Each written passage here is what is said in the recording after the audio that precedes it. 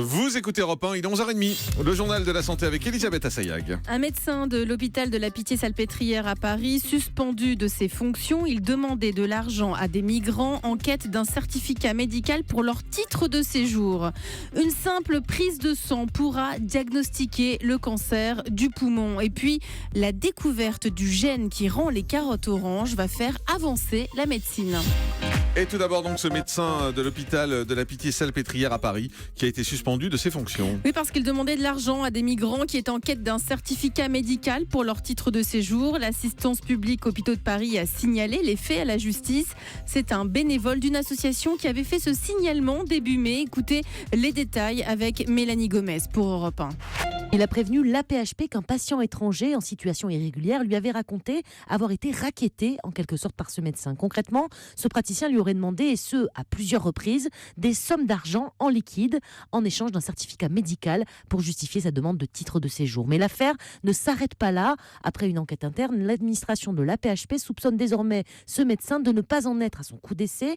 Grâce à un intermédiaire, d'autres patients pourraient donc avoir été victimes de ce chantage. Un chantage d'autant plus odieux qu'il concerne des migrants bénéficiaires de l'AME, l'aide médicale d'État, un dispositif qui permet aux étrangers en situation irrégulière de se faire soigner en étant pris en charge à 100%. Donc pour le moment, ce médecin est suspendu. Le parquet de Paris pourrait décider d'ouvrir une enquête sur ce praticien qui a d'ailleurs déjà quelques antécédents judiciaires. Il avait été arrêté par le FBI aux États-Unis en 2010 alors qu'il se trouvait à Boston pour un congrès médical.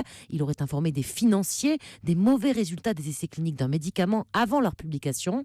Des informations confidentielles qui auraient permis à un fonds d'investissement de revendre à temps les actions du laboratoire qui développait ce traitement et ainsi d'éviter une perte de 30 millions de dollars.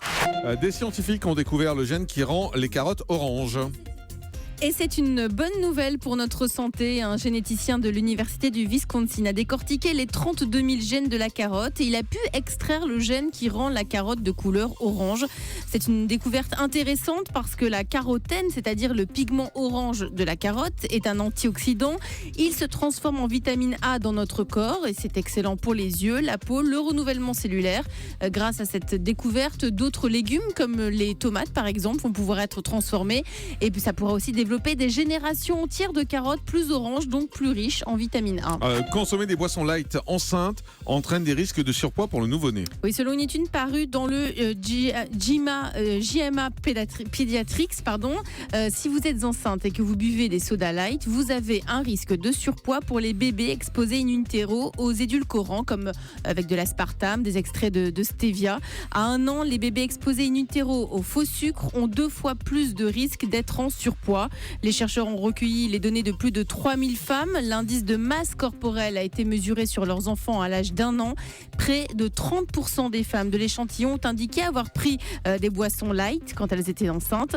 En revanche, les chercheurs n'ont observé aucun lien entre l'IMC de l'enfant et la consommation de boissons sucrées, c'est-à-dire pas light, des femmes pendant la grossesse. Une simple prise de sang pour diagnostiquer le cancer du poumon. Oui, c'est le CHU de Lyon qui a développé et adopté la technique de la biopsie liquide, un simple dépistage par test sanguin et cela pourra améliorer le dépistage du cancer du poumon.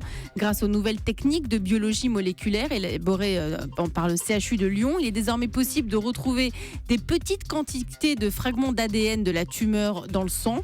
Depuis novembre 2015, près de 120 prélèvements issus de patients atteints du cancer du poumon ont déjà été pris en charge. En plus du cancer du poumon, cette biopsie du futur devrait bientôt être indiquée dans la plupart des cancers. Actuellement, elle est aussi testée dans les tumeurs neuroendocrines et les cancers du côlon. Et puis le chiffre du jour, c'est 10 000. Oui, d'après un avis adopté par le Conseil économique, social et environnemental, le chômage est responsable en France de près de 10 000 décès par an. Les personnes au chômage ne vont pas toujours se faire soigner. Elles portent en elles un regard qui peut amplifier un malaise général et parfois elles perdent pied. La durée moyenne du chômage est de 1 an et 4 mois.